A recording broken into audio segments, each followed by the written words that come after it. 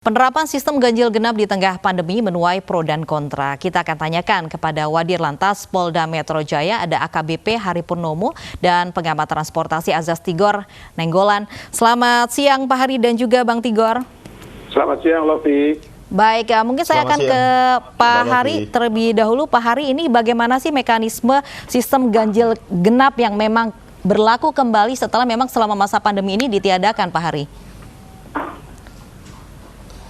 Ya, jadi seperti yang sudah disampaikan bahwa kebijakan pemberlakuan ganjil genap itu dimulai hari ini, tanggal 3. Namun demikian memang kita sifatnya hanya penindakannya berupa teguran atau sosialisasi kepada masyarakat hingga 2 hari ke depan, dan nanti pada hari Kamis tanggal 6 Agustus 2020 barulah nanti akan kita lakukan penindakan melalui tilang, baik itu secara manual maupun dengan kamera etle.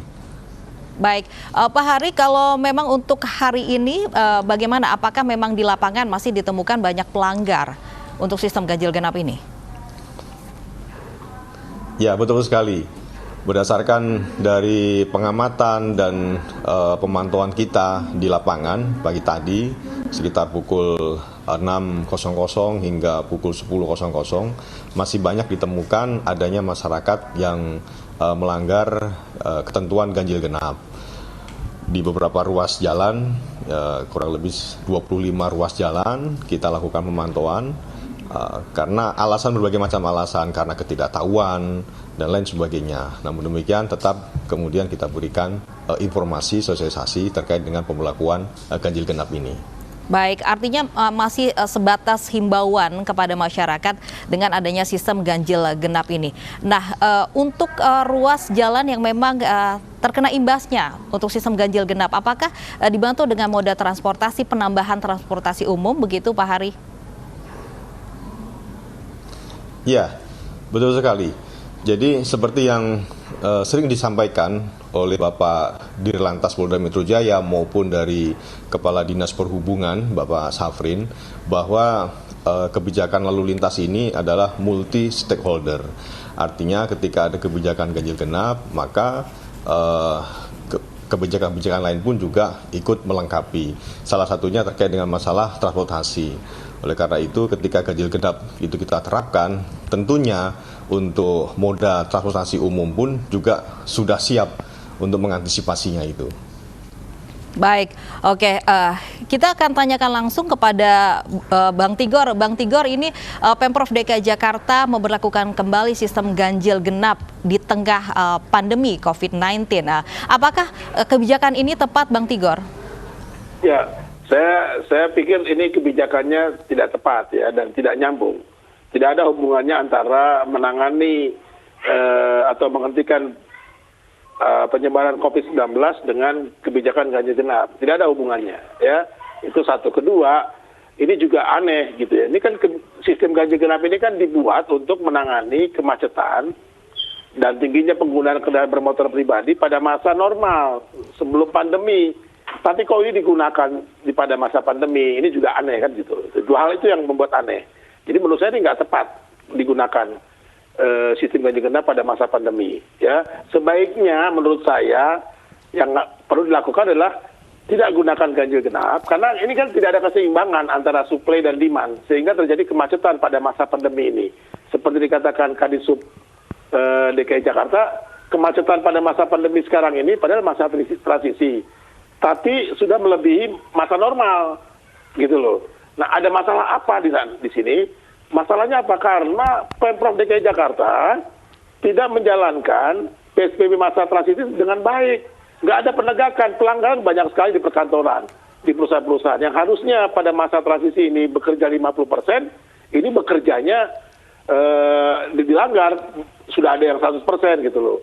Nah, sehingga tidak terjadi keseimbangan antara demand dengan supply. Supply-nya kan angkutan umumnya kalau menurut Pergub 51 itu kan 50%. Sementara demand-nya tinggi. Kenapa demand-nya tinggi? Karena tadi ada pelanggaran dari pelaksanaan PSBB. Ya, perkantoran pemerintah itu kan ternyata juga jadi klaster baru kan penyebaran COVID-19. Ini berarti membuktikan ada pelanggaran. Pemprov DKI Jakarta tidak bekerja dengan baik mengawasi menegakkan pelaksanaan PSBB. Jadi harusnya yang dilakukan adalah menegakkan aturan PSBB masa transisi, bukan ganjil genap. Baik, oke. Apakah sistem ganjil genap ini merupakan opsi yang memang mendesak yang dilakukan Pemprov DKI Jakarta, namun kurang tepat tadi Anda bilang, cerminan ketidaksiapan Pemprov DKI menghadapi COVID ini, Bang Tigor? Saya lihat gubernurnya bingung, ya gubernur Jakarta tuh bingung mau pakai apa gitu kan, pilihannya kan tinggal kalau di Pergub 51 kalau tidak balik ke PSBB adalah penerapan pengendalian dengan pengendalian penggunaan kendaraan bermotor pribadi. Ini salah pergubnya menurut saya. Ya kalau memang kondisi penyebarannya sekarang ini meningkat, ya kasus COVID-nya, ya udah balikan saja ke PSBB lagi gitu loh. Karena memang tidak ada penegakan tadi terhadap pelaksanaan PSBB masa transisi.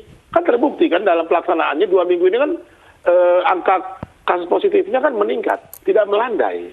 Artinya apa? Ya tadi, ya Pemprovnya tidak mengawasi dengan baik pelaksanaan PSBB. Jadi jangan dialihkan ke kemacetan gitu loh. Penanganannya bukan di kemacetan, tapi penanganannya adalah di penegakan pelaksanaan PSBB mandiri. Sehingga nanti bisa terjadi keseimbangan antara suplai ya layanan angkutan umum yang ada gitu yang 50% dengan demand gitu loh. Kenapa? Karena orang ini sekarang nggak berani pakai angkutan umum loh, Vi. Orang lebih berani pakai kendaraan pribadi, pakai angkutan umum tuh mereka takut, ya, karena nggak ada jaminan juga angkutan umum yang ada di Jabodetabek ini sehat gitu loh. Buktinya apa? Terjadi klaster kok di klaster penyebaran COVID kok di perkantoran pemerintah Jakarta kan? Baik. Itu sudah jadi bukti gitu loh. Baik, oke. Pak Hari ini minta tanggapannya, ini juga banyak pengendara yang memang tidak setuju dengan penerapan sistem ganjil genap yang memang masih takut dengan naik transportasi umum ini. Bagaimana Pak Hari? Ya, jadi gini Mbak Loli, semangat untuk menerapkan ganjil genap ini adalah semangat untuk mencegah ya, penyebaran COVID-19. Harapannya dengan pemberlakuan ganjil genap ini akan membatasi pergerakan masyarakat yang tentunya mereka diharapkan bisa lebih selektif prioritas.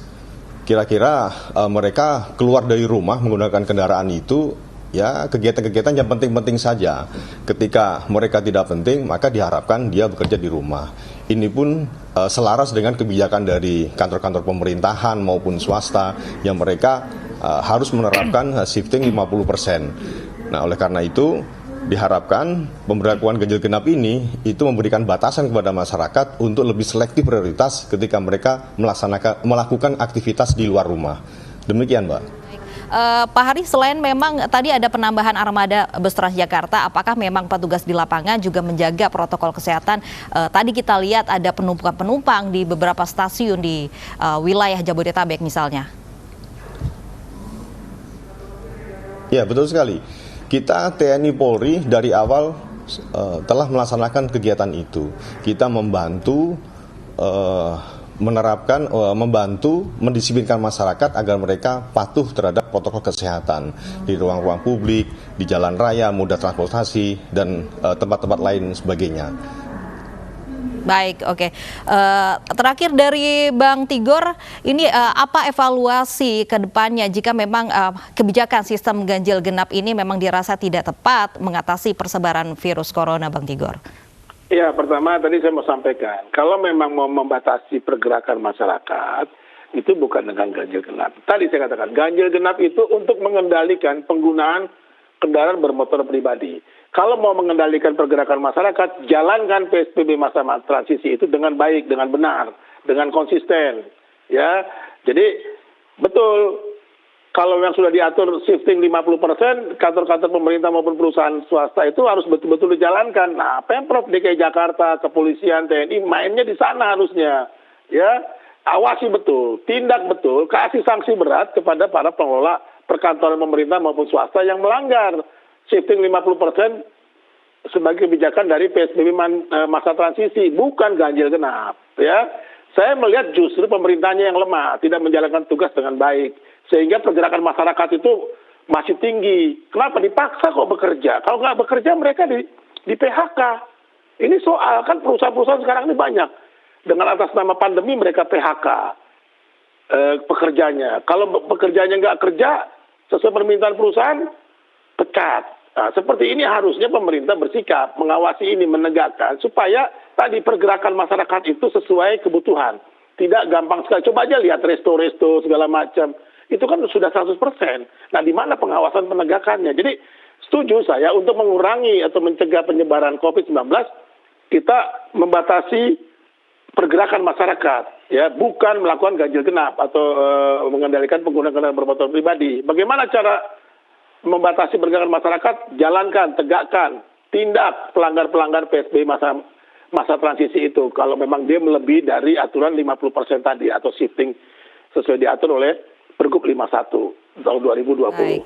Baik. Terima kasih Bang Azas Igor Nenggolan, pengamat transportasi, dan sebelumnya juga ada Pak Hari Purnomo yang sudah bergabung bersama kami di iNews Siang.